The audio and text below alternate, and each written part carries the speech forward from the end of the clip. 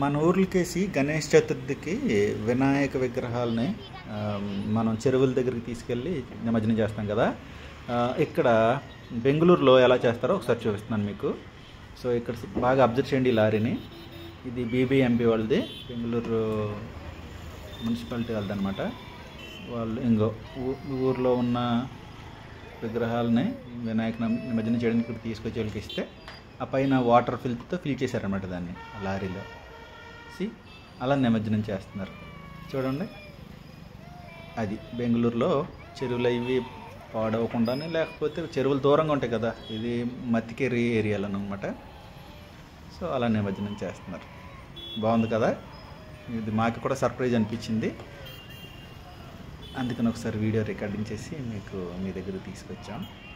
అదో ఆ బాబు అక్కడ చిన్న బాబు ఏడుస్తున్నాడు వద్దనేసి. అది 36 మత్తికేరి ఏరియాకి ఇలా ప్రతి